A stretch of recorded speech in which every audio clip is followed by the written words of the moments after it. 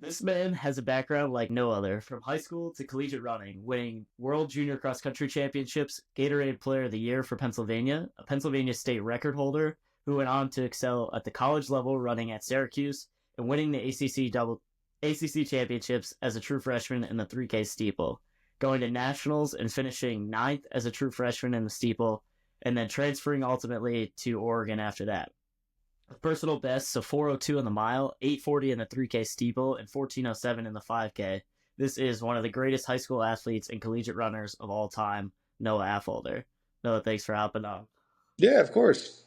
Yeah, man. We were just talking about how fast it is to win an ACC championship nowadays versus what it was when you were running. Kind of that landscape nowadays, like what do you even think about that, looking back at what you ran and what these guys are running now? Yeah, I'm so happy that I'm not competing. I'd be getting lapped. It's crazy. It's crazy how quick it all changed. I mean, I feel like as soon as I hung up the shoes or started hopping on the surgery table, is when people started getting really good, and there's no sign of them stopping. So it's fun to watch for the little bits of it that I do still watch, but yeah, it's pretty unbelievable. Yeah, definitely an ever-changing landscape and something that's insanely fast now. But I want to start kind of at your beginnings, and talk a little bit about like what got you into track and field, what got you started in the sport. Yeah, so everyone in my family is a runner, and my mom had a rule where we had to do at least one season of cross country and track. After that, if we didn't like it, they'd let us do something else. Initially, it was you had to do 1 year. Well, the first year, I wasn't winning because I had an older brother, and there was always just someone, at least one person better than me. And the competitive nature in me was like, you're coming back for more. So I just came back the next year, and the next year, and the next year. And eventually, I was getting good enough where I could start winning things, and winning is more fun than just about anything. So that was Yeah, definitely what kept me continuing to do it was, yeah, the ability to win and the ability to, yeah, I just felt like that was my gift from God at that point or for that stage in my life, and I wanted to use it to glorify Him as much as possible and win as much as possible. yeah. Once you get that taste of winning, man, it's hard to turn back. You weren't just winning them; you were dominating some of those races, from the course at Hershey to Foot Locker Regionals. What kind of took your training to that next level in high school to where you weren't just a Pennsylvania name, you were a national name? Yeah, what definitely took me there was eat, sleep, and breathing, running in my household, having siblings, older brother, younger brothers, all running. That's all we talked about. That's all we did. That was, you think about it before school, you think about it after school, you think about it during school. A lot more than school. And, and so that when you're just obsessed with it, I think that is what oftentimes can take somebody to the next level, because when you're obsessed with it, you're going to show up to practice every day. You're not going to miss a workout. You're going to do the little things that most people aren't willing to do.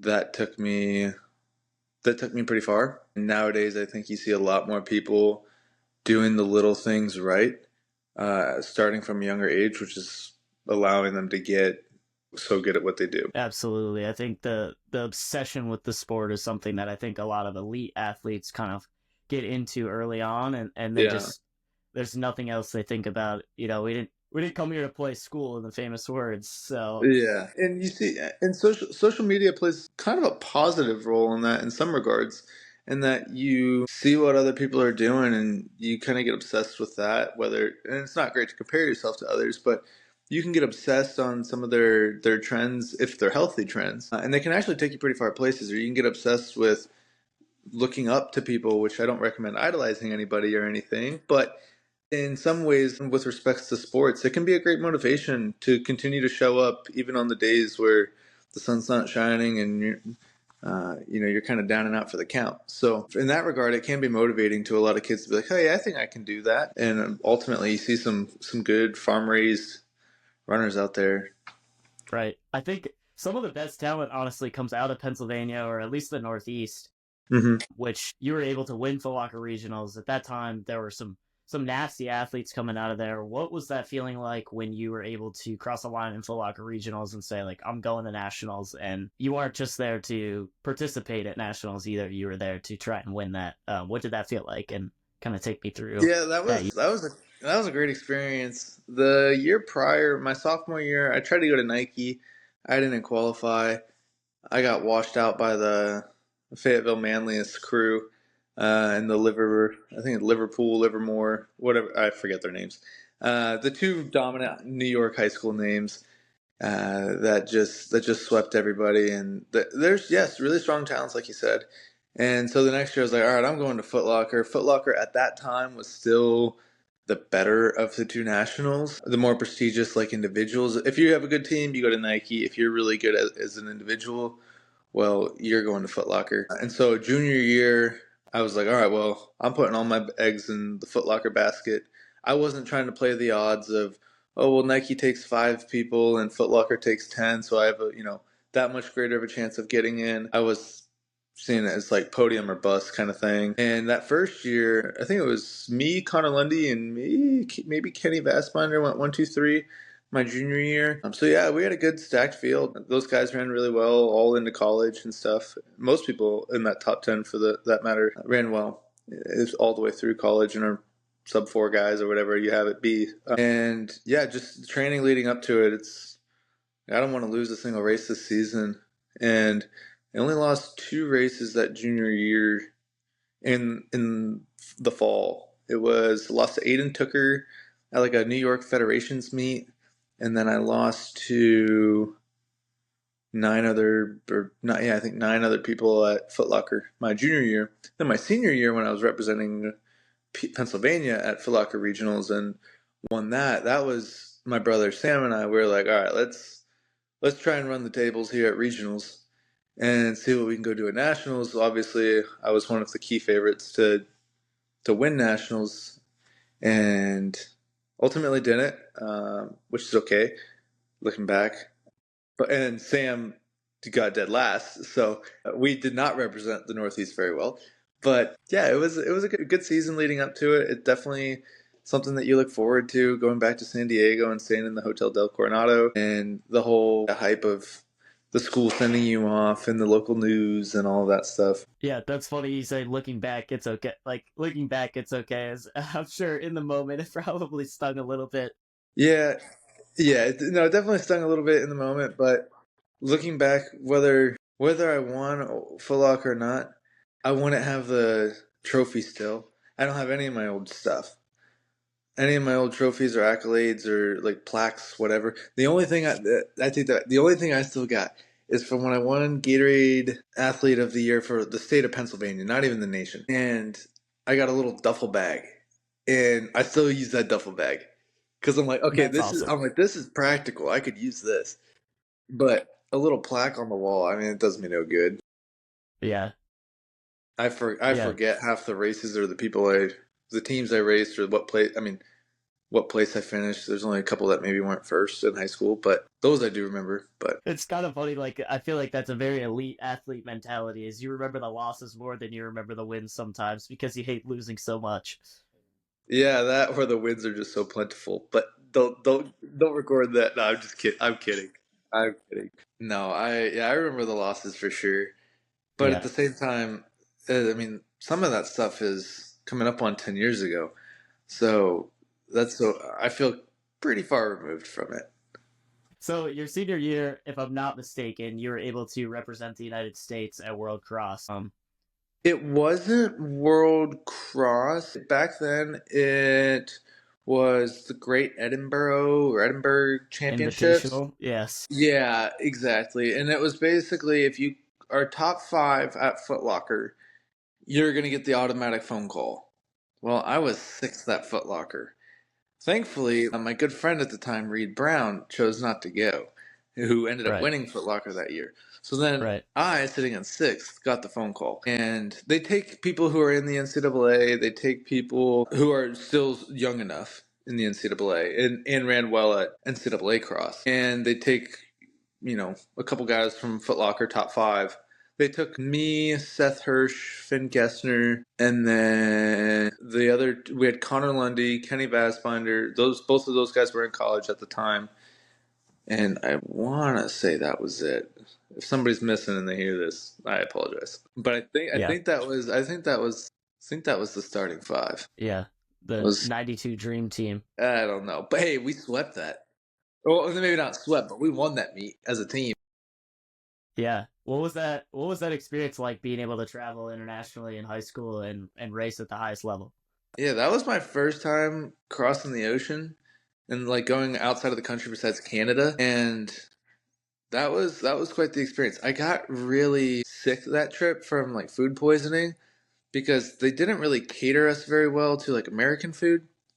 Not that European food's much different, but as somebody who only grew up eating what my mom would cook or the local, the local Carlisle, Pennsylvania eatery, then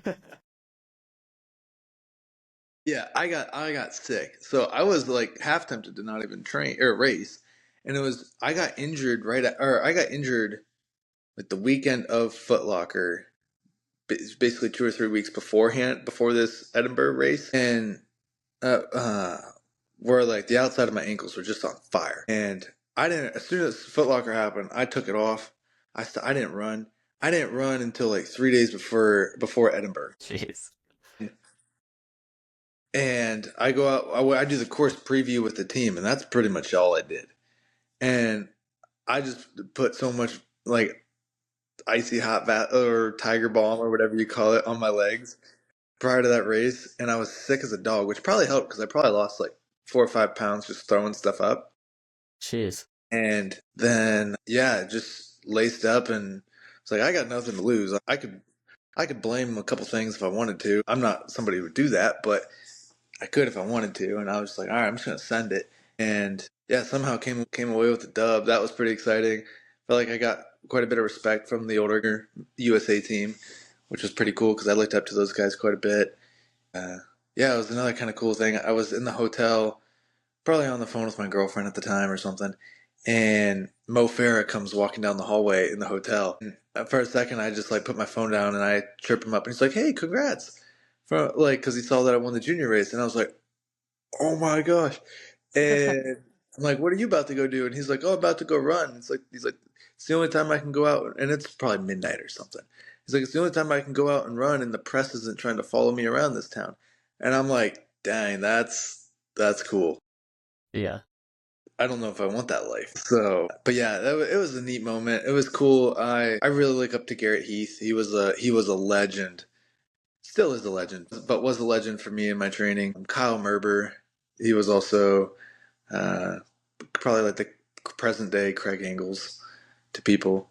Yeah. So he was really cool as well. So yeah, it was a great experience. We traveled around the town. It was fun because it kind of just felt like it was a vacation race. We took it really seriously, but we were just running the town, having a good time, as That's a awesome. 17, 18-year-old kid could do in a foreign country.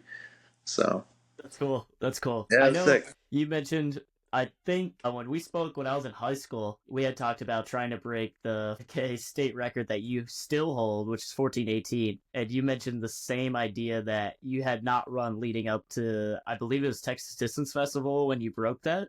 Yeah, Uh, so that whole you indoor, hadn't run. dude, that whole indoor season, which is why I was riddled with this injury, the same injury, which is why I didn't end up running outdoors my senior year, which sucks. But yeah, it was after Edinburgh. I ran a local dual indoor meet to qualify for state indoors and I want to say to also get my Milrose ticket. And I mean, I think they were going to send me back to Milrose anyways because the year previously I lost by a hundredth of a second, Right. which is probably the most famous race of me, which my still is brought up in my family routinely. Yeah. So after Scotland, which was the first week of January, I think I ran one race, and then I didn't run until like 10 days before Milrose. 10 days before Milrose, I'm strapping up the spikes, and probably first or second run back, and Because I'm like, well, if we're gonna take it or like try and punch ourselves close to 4 minutes, not like I got 10 days. Let's strap up the spikes. I don't got time for trainers. And my old coach from when I was in New York kind of had this idea of like if you can do 12 200s at 30 seconds off of 30 seconds, then I think you're going to be in sub 4 shape. So, I mean, nowadays, looking back, I don't know how accurate that kind of workout actually is. But I was like, okay, I need to do basically a mile and a half at 4 minute pace off of 30 seconds of rest per 200. I'm like, all right, let's see if I can do this. And I go out there by myself. I kit up my full USA gear just to like mentally hype myself up. And I think I got through maybe 9 or 10 of them. And that was after taking practically 2 or 3 weeks off. Yeah. Yeah, and then I kind of just did some slow jogging before Millrose.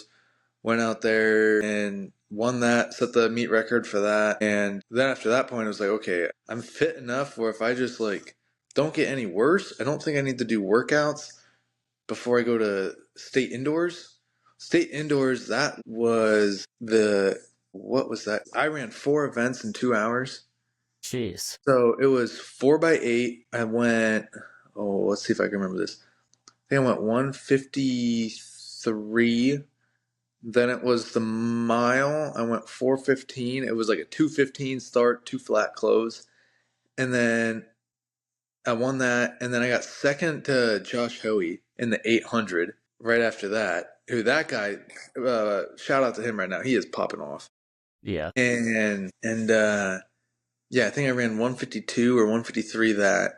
And then right after that, I went and we set the state record, I think, in the DMR. And I think I only had to close in a 4:18. But But at the time it was like okay, coach, you need me to go run a 4:15 for you? Like yeah. at that point, it was like, is it worth strapping on spikes or like should I just do it in trainers? But I remember after that state meet, I mean, my legs were my like injury part of my legs were cooked. And so I was like, okay, well, we're not doing anything. We are gunning for the national record in the DMR at New Balance, and then I'll worry about the 2 mile. I mean, I didn't really care about that. I just wanted the DMR national record. We go do. My team performs flawlessly. They get me the baton, and I think all I had to run was like a 4:08, and I ran on 4:04. And then the next day, I think I went 8:42, 8:45 maybe for 2 miles. I want to say I got second to Brody Hasty and just barely edged out DJ Principe. I'm shouting out DJ. He's running well right now as well. Yeah. And then a week after that, the 10 favorites, or it was basically a Nike Elite Camp 2.0, where we flew down to Reed Brown's house a week after New Balance Nationals to race that 5K. So that was my season that led up to that 5K, was just like not a whole lot of training, very elite racing and performing well in the racing, which just goes to the base of that cross country fitness I had earlier that fall. And yeah, I think just pure frustration in some of those races, especially the Millrose one. I was so mad from that first year losing that I was like, I went to this front and I just yeah, didn't take my foot off the gas. So that was kind of my indoor season. And then after that Texas Distance Festival, dude, I ran one outdoor dual meet. I ran a 400 on the 4x4 at a local dual meet. Dude, I think I might have run like 80 seconds in that thing. I was like, I'm done. I'm washed, and I got to get my legs right. So I spent the whole spring and kind of summer and early fall at Syracuse trying to get my legs right. Yeah, that sucked, but it's Yeah. just the So beginning of all my injuries. when you jumped from high school into Syracuse, obviously trying to kind of get things back together and feel normal. In outdoor, you were kind of able to seemingly do that. What was the transition from high school training and mindset for you, like transitioning into college running with some of the best of the world again? Yeah, in high school, you think you're all that in a bag of chips. When you graduate and you're at the top, and Mile Split has their rankings, and it's like you're number 3 for your class in the whole country, and it's like Casey Klinger and Cooper Tier are like the two guys in front of you, and you're like, and then, but you're like right behind you. It's like, well, there's Seth Hirsch, and you're like, well, he beat me. He's better than me. Okay, and then there's there's a dozen guys who are right there, right next to you, and are better than you, to be honest. So you think you're all that, and then you get to practice, and some guy you've never even heard of is dropping you in the first 1K rep in college. You're like, what? Like, and they're not even on scholarship, and you're Right. like, how in the world? What happened to me? That's just the level of intensity that going from 60-mile weeks, 70-mile weeks to okay, we're doing high volume and high intensity stuff in college, and that was hard. My first college cross country race, if you would have told me I wouldn't have 5 more years of that or a professional career of that, because most of the guys who were in my class of high school graduating, NCAA champions, professional runners, big fat Nike contracts, or Olympians, or you name it. I mean, I got a teammate who's an Olympic gold medalist now. Right. Um, and so that was, granted, I'm not Cole Hawker, nor will I ever be would I have ever been as good as Cole Hawker? Oh, let's make that straight, right? But if you would have told me that I would have only, like, that freshman year would have been my last year, man, I would have raced every single day. Yeah. So, I think like in high school you race a lot. You race dual meets, you're racing these like random district state meets that don't mean much, but in college you really get like one or two shots a season that are like really big deal meets. There's so much pressure that goes into those meets too. If you don't perform, like that's your only shot, or that's only yeah, one of two chances that you have. yeah, and if you don't perform that first one, then they're not sending you to the second one. Yeah, So you got to be on, and yeah, who's to say you don't travel well, or school's hard and that gets in your head, or there's a whole bunch of things that could go wrong for you. yeah, yeah, And yeah, whereas if I that was the best part of high school. I mean, there's a lot of good things for me about high school racing, which yeah, but one of the best things was just how frequently we raced. And for somebody who just loved racing and loved competing and loved just stomping on other people or competing to stomp on each other, especially with my siblings, that was like, I wish I had more of that when I was in college. yeah. Like you said earlier, if you would have known that you didn't have more years ahead of you, you didn't know that might have been your last opportunity. Like, unfortunately, like dealing with injuries is so almost ingrained into distance running at this point. Like, how did you deal with kind of that adversity, and what advice would you give somebody who is going through an injury? Don't isolate yourself. That was something that it happened, and something that still I think happens is that people on and I don't know if I would have done this as well or not, but you definitely get really isolated, and as the team kind of isolates you, like you got the plague or something, Yeah, because like, oh, he's injured, I don't want to get what he has, and so they kind of stay clear of you. And I also had a personality that, and still do, that I was getting pretty frustrated with the fact that I wasn't getting better, or I wasn't getting diagnosed properly, or the treatment plans just weren't working, that kind of thing.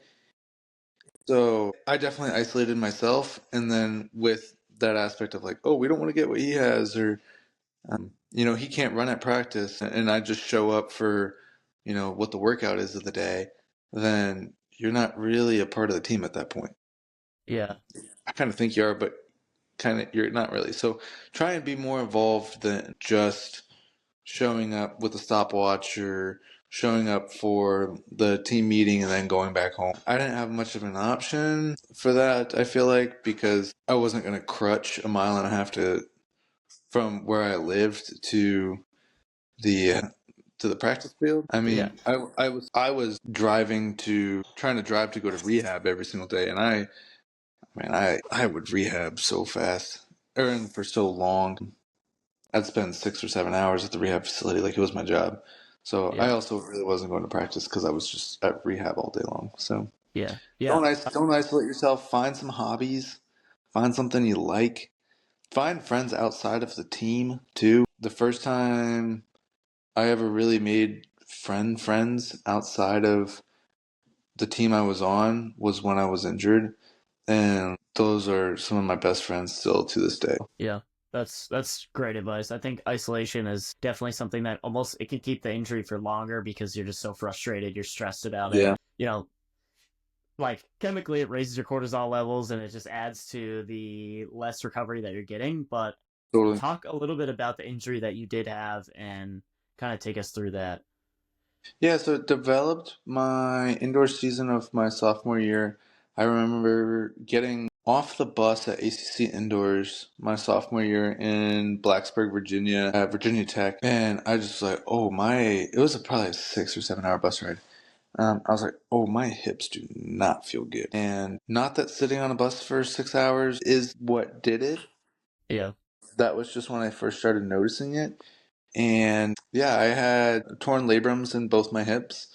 So my left and my right. And it's basically a little ligament that goes around the rim of your hip that kind of helps keep everything in place, moving nicely, and kind of creates that little seal around the hip socket itself. So I tore both of those in my hips. I continued to run on it because I was trying to get diagnosed, and at the time at Syracuse, we did a couple MRIs and stuff, but nothing really to the extent that was needed to get a proper diagnosis. And I can't blame Syracuse entirely. At the time, I did, but looking back, I can't because nobody there was else being diagnosed with it. It wasn't a common injury that people were being treated for. It was like, oh no, it would be a small chance that you have this. Not like, oh, I actually think that this is a high possibility. It was like you need to go see a specialist if there's concern or think that you have this. So um, I just was getting frustrated with that. I was getting frustrated with my training because of that, because I couldn't do it to the level that I was at. And I was just kind of butting heads with everybody and everything that I could when I was at Syracuse. And a lot of it was my fault. And so I hopped in the transfer portal and basically was looking at three schools: Liberty, University of Florida, and University of Oregon. Loved the coaches at all three. And ended up going to the University of Oregon. And the medical staff there was phenomenal, absolutely phenomenal. I couldn't have asked for a better medical staff there. And they took me in, but I was also the new transfer, so you had to run no Right. matter what. So I kind of just was like, yeah, I'm healthy.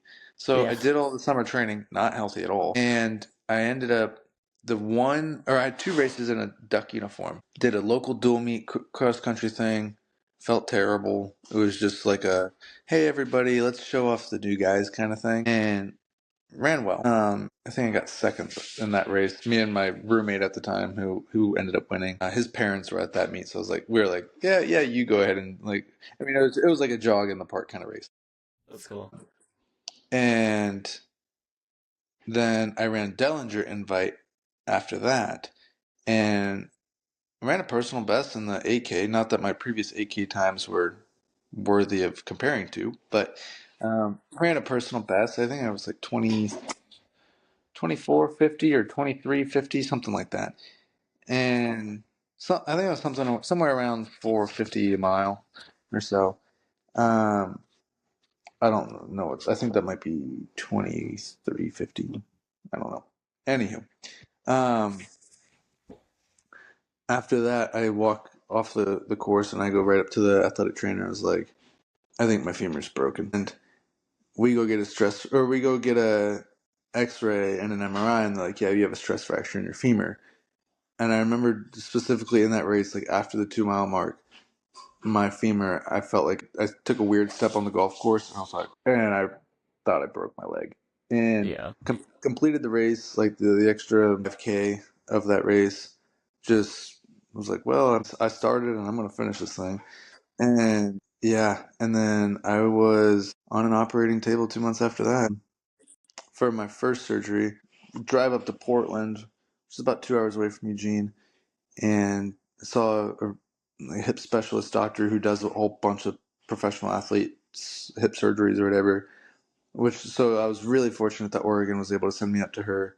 She diagnosed me within the first visit or so. And yeah, then I was on the operating room, got 5 screws in my hip that eventually dissolved into bone with some wire wrapped around my leg. And then 3 months after that, they did the other hip. And then the recovery process for each of those it should be about 6 months till you can be back to relatively normal activity. Well, the University of Oregon and my mentality was like, okay, 6 months, like, how's 6 weeks sound? And so, like, we got to get back out there. Like, I didn't transfer here to not perform. Well, I was ellipticaling for my right hip therapy. I felt this just like crazy pop when my leg went back. And I was like, and I swear I popped the sutures that were holding that thing in place. I swear I popped them. And so they MRI'd me and they're like, back under the knife you go.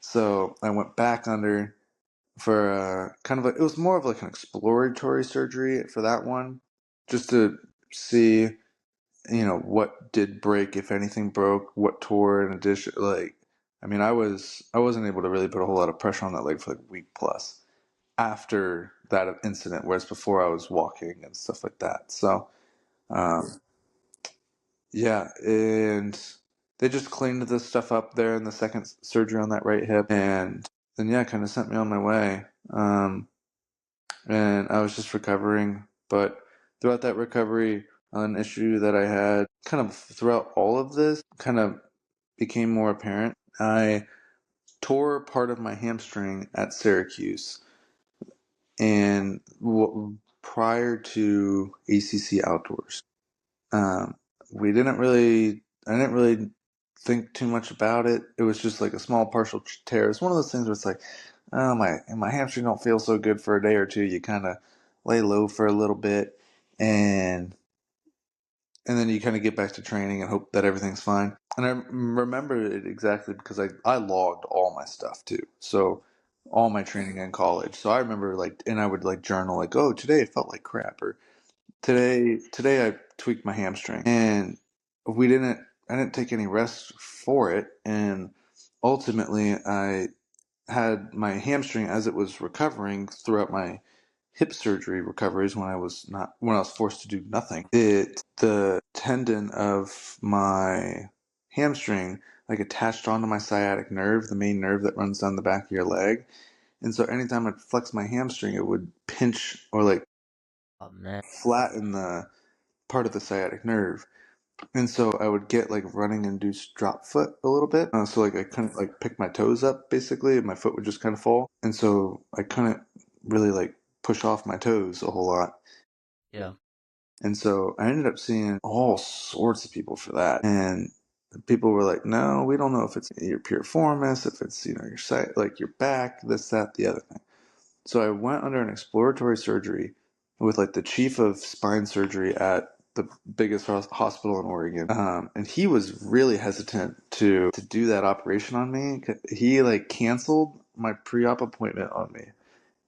And like the day of my pre-op appointment, and that I had to drive all the way up from Eugene from. He canceled on me morning up, and it's like made up some excuses or something as to like, oh, sorry, we're not doing like I don't feel comfortable doing the surgery on you anymore. I walk through those doors. I'm like, you're doing this on like I'm like, I am here. This is what's wrong with me.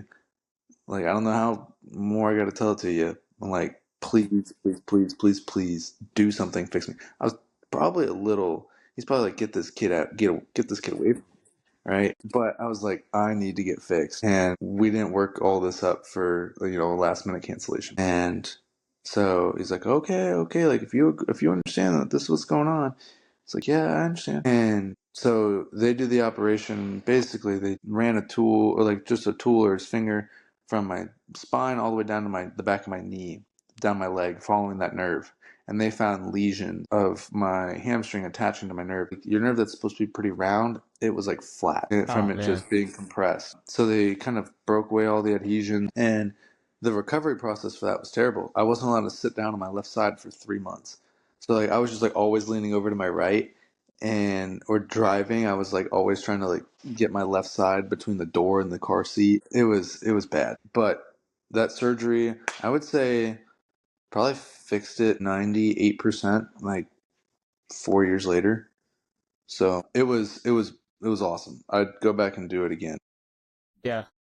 But yeah, so that was, and then after that point, the athletic trainer and I were like, okay, we got to look at the overall longevity of my life, not just this career that's, I'm a senior now, and or I graduated and then had that nerve surgery thing. So it's like, is it really trying to do this when you've been injured for the last 2.5 years?